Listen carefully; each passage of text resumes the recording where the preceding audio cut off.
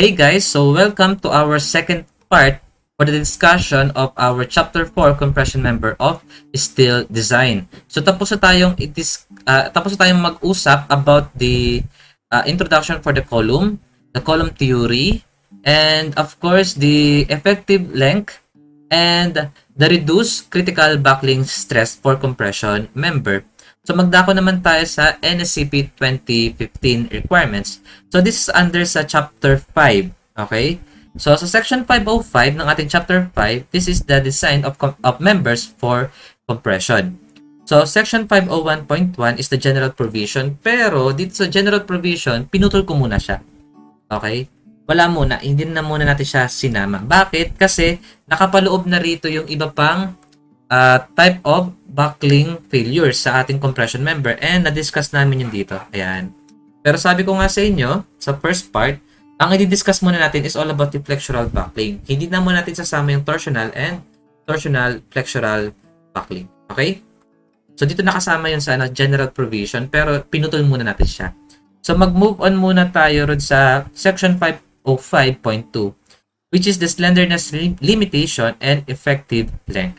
So the effective length factor K for calculation of column slenderness KL over R shall be determined in accordance with section 503, where L is the laterally unbraced length of the member in millimeters. Sabi ko nga sa inyo, unbraced length yun. So kapag sinabi natin unbraced length, yun yung length na walang kahit anong supports. Okay?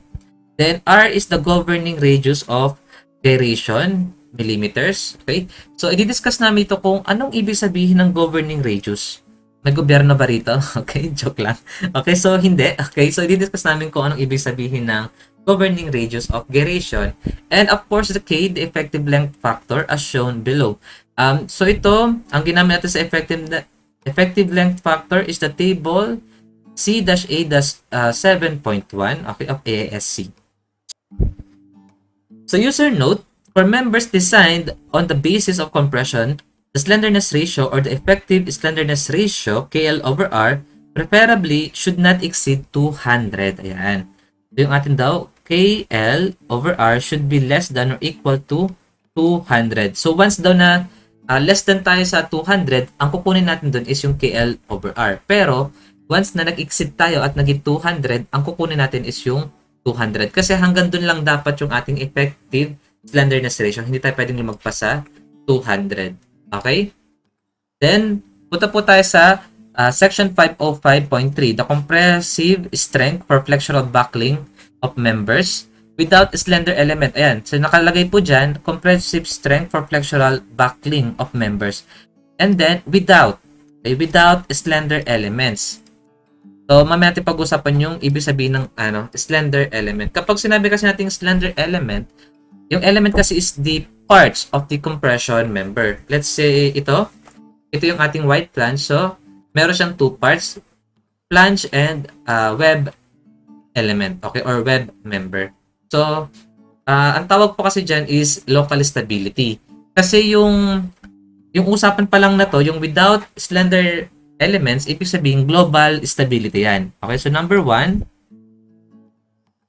global stability.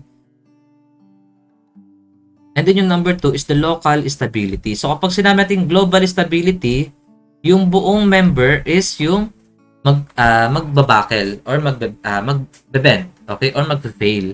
Yun yung global stability. So ibig sabihin kapag global stability, yung buong section magfe-fail, parang ganun. Okay? Pero kapag sinabi natin local stability, aalamin natin kung slender ba or hindi yung kanyang elements or parts. Okay? Yan. So dito, without slender elements muna tayo. So global stability pa lang yung discussion. So this section applies to compression members with compact and non-compact sections. So take note po natin to. Ayan. Yung compact and non-compact sections as defined in section 502.4 for uniformly compressed elements. Actually, yung compact and non-compact elements is ginagamit siya sa beam. Okay, kapag kasi compression member, mas prefer po natin na tawagin siya as slender or non-slender element. Or non-slender member. Ayan. Okay, hindi po na siya tinatawag na compact and non-compact section. So, mas ginagamit po ito sa, sa beam. Okay? Pero ito yung nakalagay sa NCP 2015 requirements. Then may nakaputol po rito. Okay, may pinutol po kami dito. So hindi pa siya isasama sa discussion na to. Yun lang ang ibig niya sabihin. Okay? So the nominal compressive strength P sub n shall be determined based on the limit state of flexural backlink.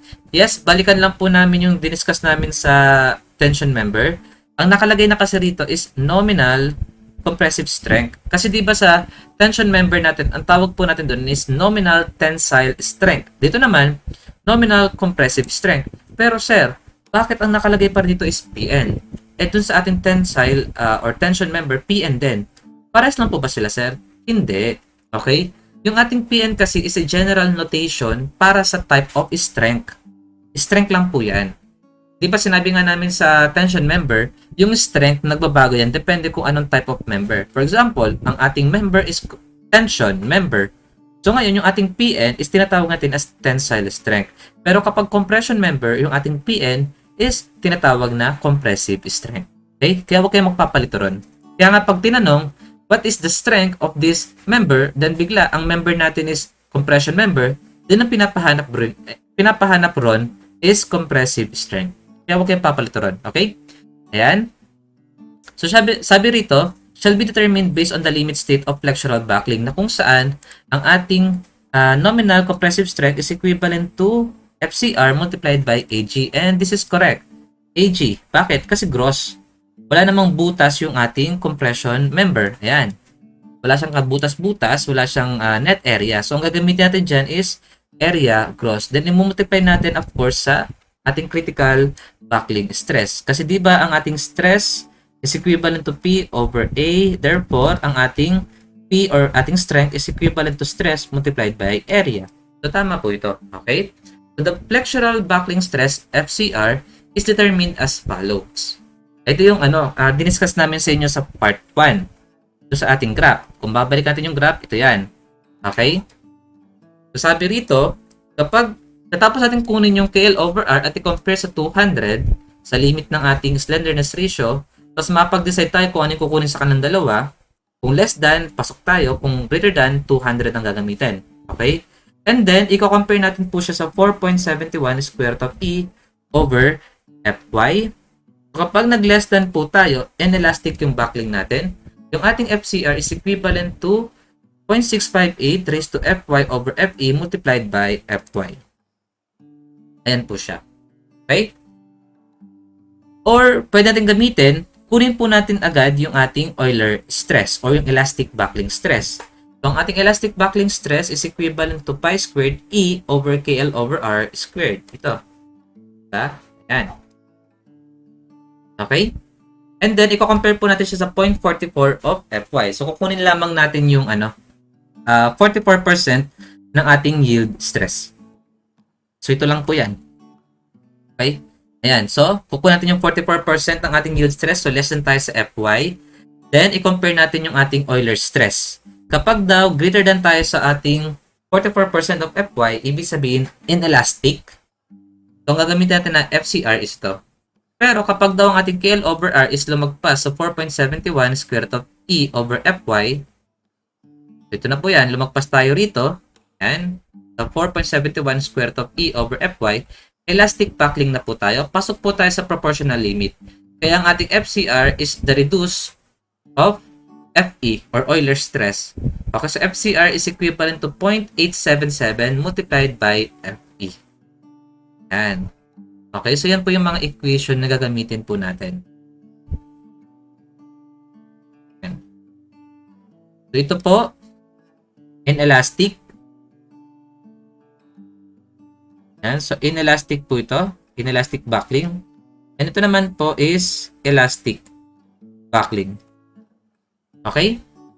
Ayun nga, ang equation natin sa Fe, nakalagay po sa ating NSCP 2015 requirements is that it is the elastic critical backlink stress determined according to equation 505.3-4, section 505.4, or the provision of section 503.2 as applicable. And this is megapascal. Okay?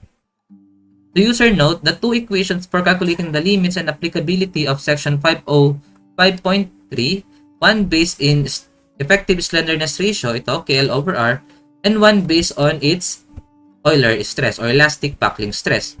Pero yun nga, pares pa rin po yung ating result. Pares lang din po yung makukuha natin na FCR and pares po rin yung makukuha natin na nominal strength. And yes, reviewin po natin ulit.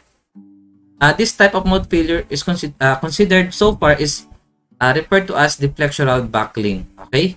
So ngayon, ganun pa rin sa LRFD. Yan. Sa LRFD natin, para makuha natin yung ating design strength, that is equivalent to phi sub c multiplied by the nominal strength. And this design strength should be less than or equal to the factored load. Okay? And then, kapag ASD, ganun pa rin naman po, yung ating allowable compressive strength is equivalent to Pn over omega sub c.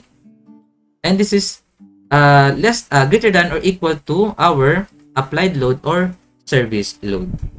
So, wala pa rin po nagbago. Ang tanong na lang, ano yung gagamitin natin na resistance factor and the safety factor? Siyempre, yung ating resistance factor is equivalent to 0.90 kasi mag-yield yan eh.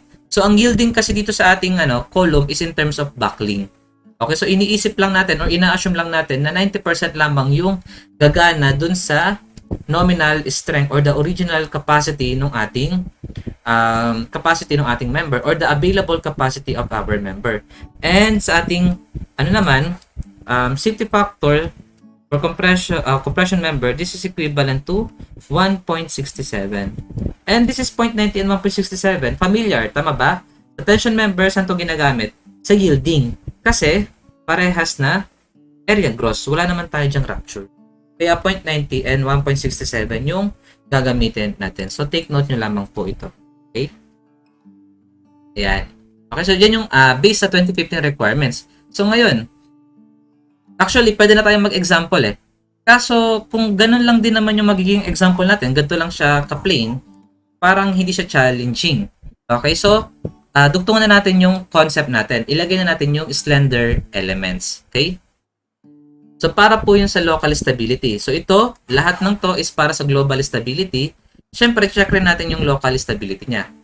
So, flexural buckling is an overall buckling. Yun yung sasabi ko sa inyo, yung global buckling of a compression member. When the element or the member or the parts of the section is so thin, yan, so sobrang nipis daw, a local buckling occurs. And so possible na mangyari yung local buckling. Thus, a flexural strength cannot be developed since the section is no longer fully effective due to local buckling. Bakit? Bakit ganun kahalaga yung local stability? Kasi di ba yung ating KL over R is in terms of slenderness ratio. Yung ating R is magagaling sa moment of inertia and sa overall area ng ating section. So, ibig sabihin, kung mag-fail yung section natin, mag-fail yung ating area, ibig sabihin, ineffective na siya. Okay, kaya kung magkakaroon tayo ng local stability, edi parang mag-fail na rin yung ating member mismo. Okay, kaya sabi rito, the section is no longer fully effective due to local buckling. So, parang baliwala na lang din yung ating KL over R. So, this instability in the element of the member must be avoided. Tama nga naman, okay? Otherwise, kung hindi natin ma-avoid yan, ang mangyayari kasi, yung flexural buckling strength natin must be reduced. Okay? So, kailangan natin siyang i-reduce. And otherwise, the flexural buckling strength must be reduced. So, limiting values of width to thickness ratio, yung width daw, ng element natin, or ng part ng ating section, sa thickness niya, are given in NSCP 2015 Chapter 5, Section 502, Table 502.4.2. So, meron na pong table doon. So, we will use table in AISC B4.1. Okay, so ito po yung ating table B4.1A. And meron pa tayong isa pang table dito. Yung table B4.1B. Okay? So, sabi rito sa 4.1A, width to thickness ratios for compression elements members subject to axial compression. Yan yung yung mga example natin na figure. Then, ito yung mga description of element. Then, ito yung ating width to thickness ratio. Okay, then this is the limiting width to thickness ratio. So, non-slender and Okay, so nakalagay po dito is delta. Okay, kasi yung ating width to thickness ratio, ito po yung ating delta. Sorry. This is lambda. Okay, so this is lambda. Yan. Okay. So, gagamitin pa natin yung lambda. So, yung ating lambda po is yung ating width to thickness ratio. So, paano po natin matutukoy yung ating width to thickness ratio? For example, ito yung ating member. Then, sabihin natin, i-check natin yung local stability sa kanyang flange. So, ito po yung width niya. Yan. So, sabihin natin, overall, nito is B. So, this is B over 2. Then, ito po yung kanyang thickness. So, para po sa wide flange, ang ating width to thickness ratio na lambda equivalent to B over 2 over the thickness. Then, i-compare po natin yung ating lambda sa limiting values po natin. Okay? So, okay, so nakalagay po rito is B over T. Kasi yung B is yung kalahati na mismo ng ating flange. Pero kung yung ating B is yung buong flange width, so ibig sabihin B over 2 yun. Okay? Then ito yung mga example. So para sa flange, then para sa flange na merong member or element. Okay, so this is for C channel. And this is for T section. Yan. So pag angle, T section, C channel, and wide flange, yan po yung gagamitin natin na width to thickness ratio. So number 1, these are flanges of rolled I-shaped section plates projecting from rolled I-shaped sections. Outstanding legs of pairs of angles connected with continuous contact flanges and channels. Yan. Blah, blah, blah. Okay, so basahin nyo na lamang. Ayan. So kapag nag-exceed tayo rito sa 0.56, ibig sabihin slender. Pero sabi nga rito, 'di ba? Non-slender and slender element. Kapag nag-exceed tayo, slender. Kapag nag-less than yung ating B over T, ibig sabihin non-slender element. So kapag non-slender, wala tayong problema ron. Okay? Sabihin, walang instability sa ating local member. Ayan. So ito naman po, compression element member subject to flexure. Ayan. So ito na po yung yung term niya. So compact or non-compact, ito naman non-compact to slender. Ayan. Okay? So ito na po yung limit niya. Meron tayong lower and higher limit. So this is the lower limit and this is the higher limit of the lambda. Okay, so this is our width to thickness ratio na lambda. So lambda then greater than sa lambda p or less than 2 lambda r. Okay, so check nyo na lamang po. So napakahaba po niyan. Napakarami. Okay, yan. Okay? So ano pong mangyayari ngayon? Okay? Dito kasi sa atin yung table ng NCP 2015 is medyo pares lang naman siya actually. Pero naka-rearrange lang siya sa NCP 2015 kasi yung ginamit ko kanina that is based on on AISC B4. Or table B4.1. Okay, so naka-rearrange po yung sa 2015. Kasi dito sa sa AISC nakalagay na po dito yung unsteepened element, steepened elements. Tapos ito, unsteepened elements and steepened elements. So magkahiwalay na po kasi siya. Okay, sa ron sa NCP. Sa NCP 2015 medyo nalito ko ron kasi mas sanay talaga ako sa AISC. Anyway, same lang din po yung gagamitin talaga natin diyan ng mga width to thickness ratio and saka yung mga limiting lambda natin, iisa lang din po talaga yan. Okay? Kasi syempre, sabi ko nga sa inyo sa introduction, ang NSCP is based lang din naman po talaga sa ACI and AISC. Okay? Pero syempre, ang gagamitin natin na code is nakabase sa NSCP 2015. So, section 505.7, members with slender elements. So this section applies to compression member with slender section as defined in section 502.4 for uniformly compressed elements. So the nominal compressive strength, Pn, shall be determined based on the limit state of flexural, torsional, and flexural torsional buckling. Ito sabi ko sa inyo. Ayan. So equation, same pa rin. Okay, yung ating nominal or available capacity or strength of the compression member is equivalent to the critical buckling stress multiplied by area gross. So ngayon, ano magbabago sa equation natin? So sa ating effective slenderness ratio na KL over R, wala. Pero dun sa limit natin na 4.71 square root of E over Fy, yung ating Fy is na multiply na ng Q. Yan. So, ibig sabihin, lahat po ng Fy, mamumultiply po natin ng Q. Okay, so dito, kapag Fe naman, imumultiply natin yung Fy natin ng Q. Okay? Then, of course, dito sa FCR, di ba, that is 0.65 or 0.658 raised to Fy over Fe. Yung Fy natin, imumultiply natin ng Q. Kaya nga, nakakulay red po yung Q natin dito para makita ninyo kung ano nga ba ang nagbago kapag nagkaroon na tayo ng local instability. Ayan. So, yun yung sasabi niyang ano, otherwise, the flexural buckling strength must be reduced. Okay? So, magre-reduce na po yung ating critical buckling strength gamit yung Q dun sa Fy. Okay? So, ganun pa rin ito. Ganyan. Ayan. Okay? So, same pa rin yung ating Fe. Fe is the Euler's stress. That is pi squared. Okay? So, Fe is equivalent to pi squared E over KL over R squared. So, pares pa rin po. Walang nagbago. Okay? Ayan. So, elastic critical buckling stress. And then, yung ating Q.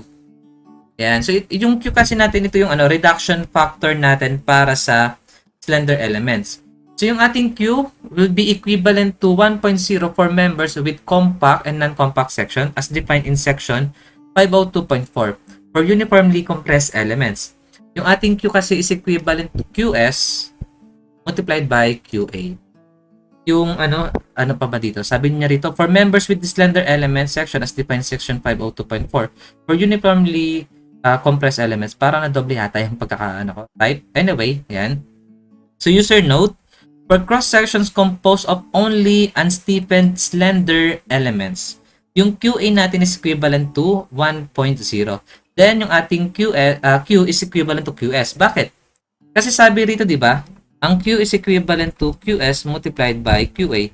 If QA is equivalent to 1.0, once na yung ating cross-section composed of only unsteepened element. Ano ba ang ibig sabihin ng unsteepened and steepened? Kapag sinabi nating steepened element, ibig sabihin, yung element natin or yung part ng ating section is parehas na nasusuportahan. Kumare, dito sa white flange, ang steepened element dito is yung member kasi nasusuportahan yung top and bottom niya.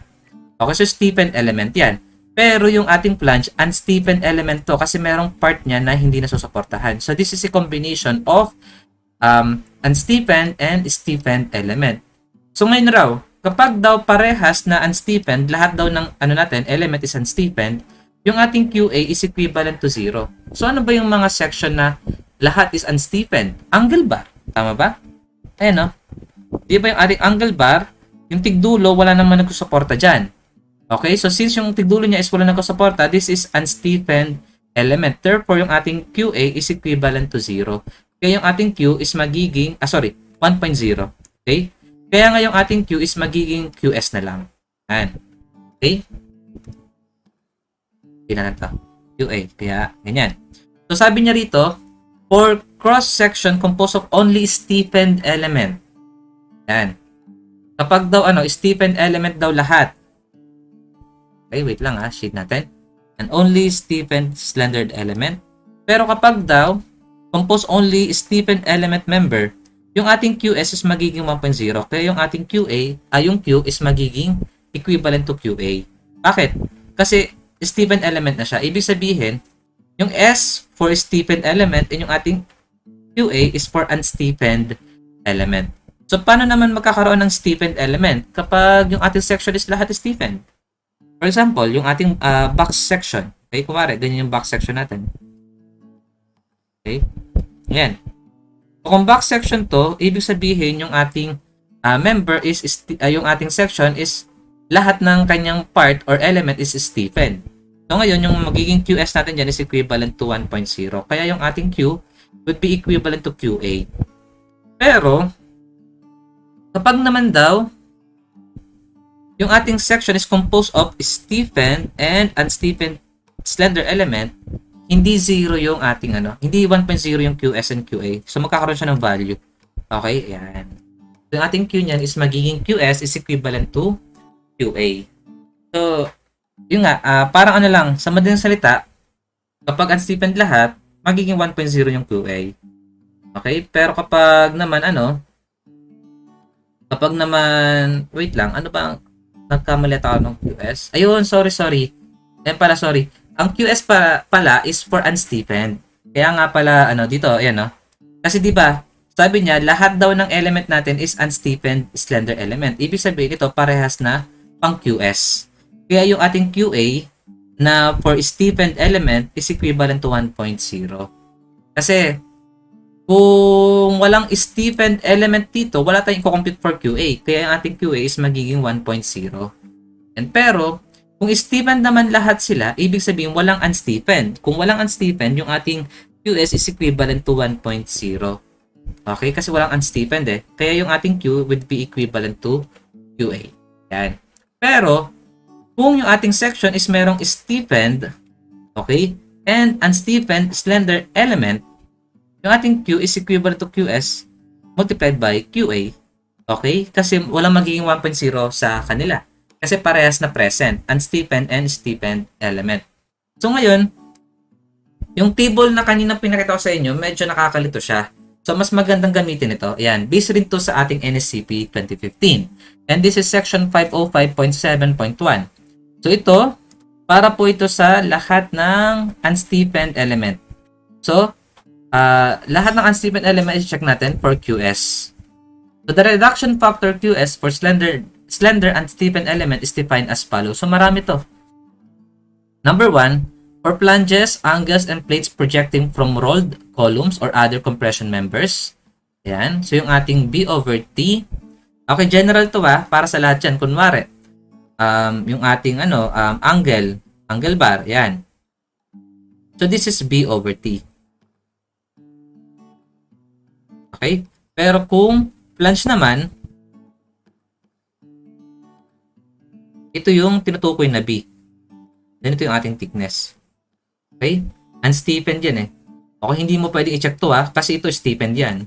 Okay?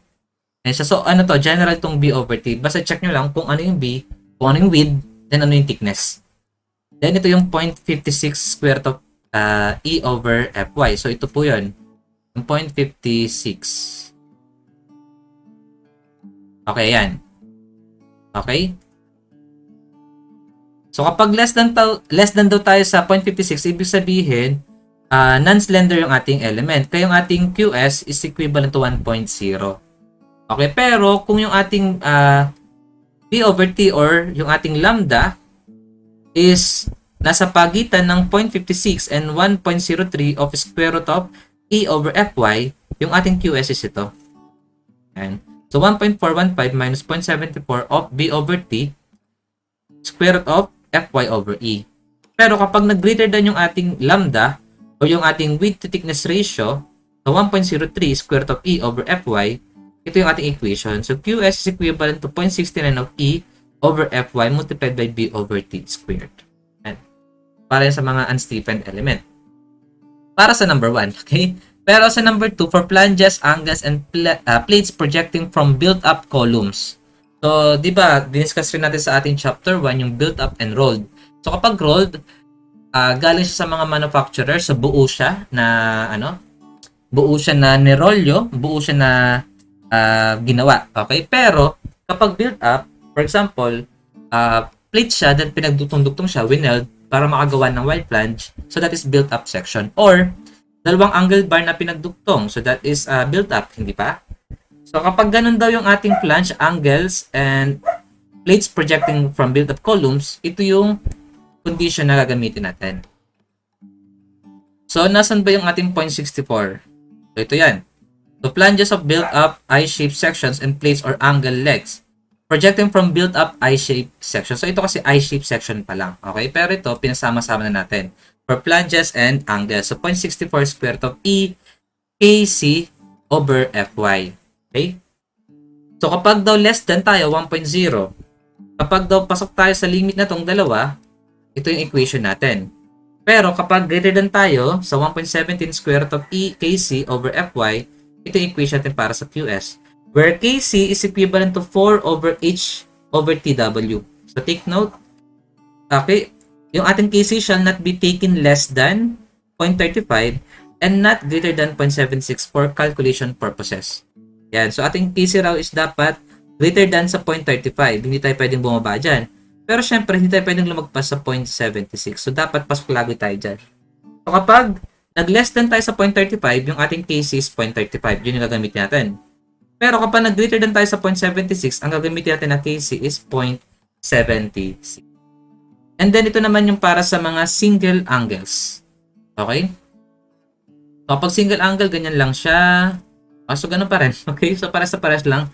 And then, yung B, saan ba ginamit yung B? Yan, to. So, B is the full width of longest angle leg. Okay? So, tama nga naman. Kasi, di ba, meron tayong angle bar na unequal. Yan. So, ano i-check natin dito?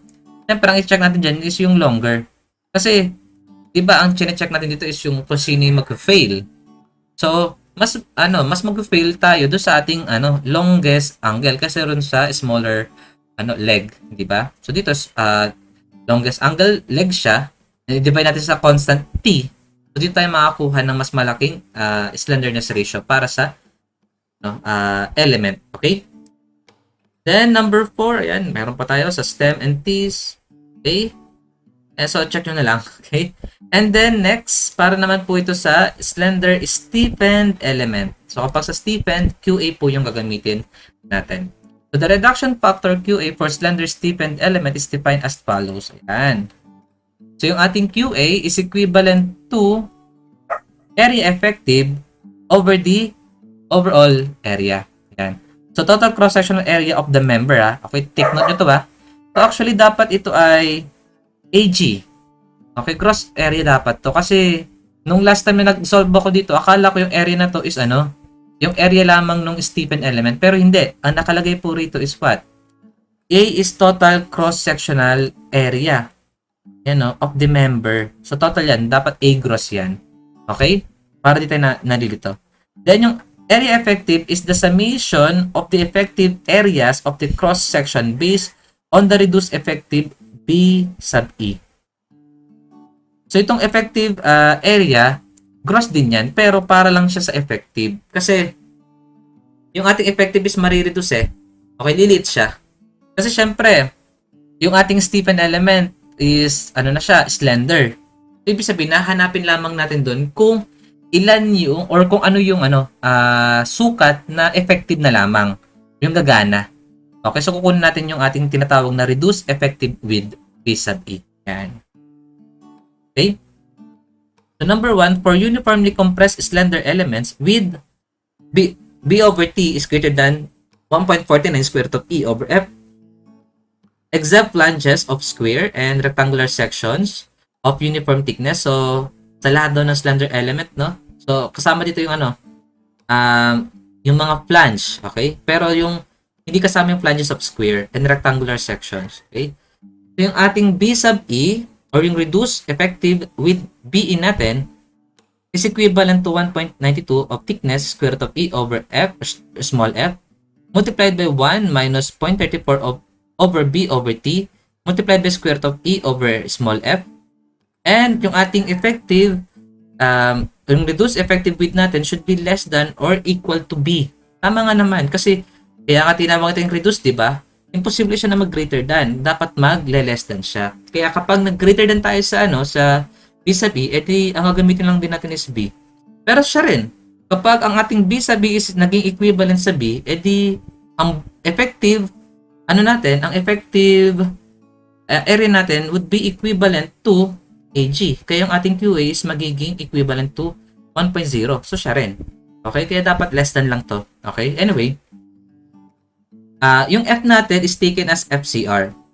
With FCR calculated based on Q is equivalent to 1.0. So, FCR daw yung ating F. Okay? Pero, dito ang alam ko, yan, ang ginagamit is FY. Okay? Para sa F. So, pwede natin gamitin yan.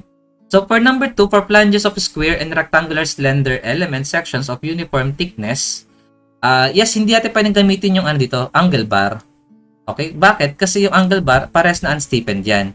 Siyempre, stiffened element lang yung kinukuha natin dito. Pwede tayo dito sa sa number 1, pwede rito yung si channel kasi meron tayong stiffened element dyan.